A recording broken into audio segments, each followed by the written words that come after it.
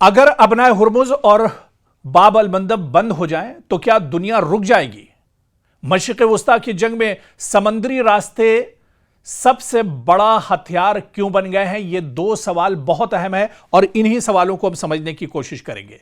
क्योंकि दुनिया में तेल मौजूद हो, गैस मौजूद हो, सामान से भरे हजारों जहाज भी तैयार खड़े हों, लेकिन समंदर का एक तंग सा रास्ता बंद हो जाए और पूरी दुनिया में तेल महंगा होने लगे, अशियाए जरूरिया की कीमतें बढ़ जाएं और आलमी तिजारत हिल कर रह जाए। यह कोई फर्जी मंजर नहीं, बल्कि मशरिक़ वुस्ता में जारी कशीदगी के दौरान दुनिया को दरपेश एक हकीकी खदशा है।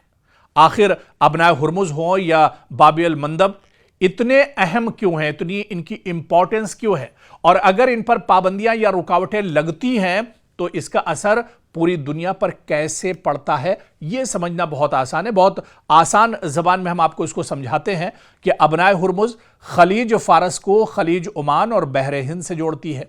दुनिया के समंदरी रास्ते से होने वाली तेल और माए कुदरती गैस यानी LNG की एक बड़ी मिकदार इसी रास्ते से गुजरती है, इसीलिए इसे आलमी तवानाई की शहरक भी कहा जाता है। दूसरी तरफ बाब अल मंदब बुहायरे अहमर को खलीज अदन से मिलाता है और यही रास्ता आगे नहर सुइज के जरिए यूरोप और एशिया के दरमियान तिजारत की अहम कड़ी बनता है।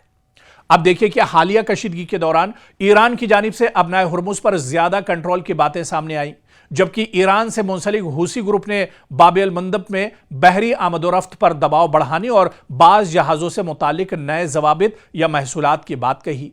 इन इक़दामात ने आलमी शिपिंग कंपनियों और तवानाई की मंडियों में तशवीश पैदा कर दी है। लेकिन एक अहम सवाल यह भी है कि क्या कोई मुल्क अपनी मर्जी से इन बैनुल अक़वामी समंदरी रास्तों को बंद कर सकता है? क्योंकि बैनुल अक़वामी समंदरी कानून, खुसूसन अक़वाम मुत्तहिदा के कन्वेंशन बराए कानून समंदर यानी UNCLOS के तहत ऐसे अहम आबी रास्तों से बैनुल अक़वामी जहाज़ों की आमदोरफ्त के लिए खुसूसी उसूल मौजूद हैं। आम हालात में इन रास्तों से तिजारती जहाज़ों की नक्ल हरकत को मुकम्मल तौर पर रोकना बैनुल अक़वामी कानून के तनाजुर में एक पेचीदा और मुतनाज़ा मामला समझा जाता है। अगर ये रास्ते तवील अरसे तक मुतासिर होते हैं तो इसके असरात सिर्फ खलीजी ममालिक तक महदूद नहीं रहते, बल्कि तेल और गैस की तरसील सुस्त पड़ सकती है, बहरी इंश्योरेंस महंगा हो सकता है, जहाज़ों को अफ्रीका के जुनूबी सिरे यानी कैप ऑफ गुड होप का लंबा रास्ता इख्तियार करना पड़ सकता है, जिससे सफर के दिन और नक्ल हमल की जो लागत है वो एक तरह से दोगुनी हो जाएगी। और फिर अगर हम बात भारत की करें तो भारत जैसे मुल्क जो अपनी तवानाई की ज़रूरियात का बड़ा हिस्सा दरामद करते हैं यानी इंपोर्ट करते हैं,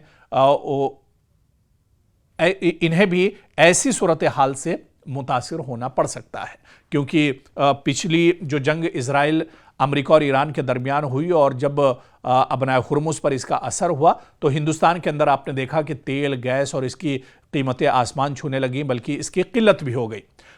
इसी तरह से अब चाहे खाम तेल की बात करें, LNG, दरामदी सामान और बरामदी तिजारत की लागत में इजाफा आम सारिफीन तक भी पहुंच सकता है। और इसी दौरान ताज़ा रिपोर्ट्स के मुताबिक खलीजी समंदरी रास्तों पर जहाज़ों की आमदोरफ्त में नुमाया कमी देखी गई है।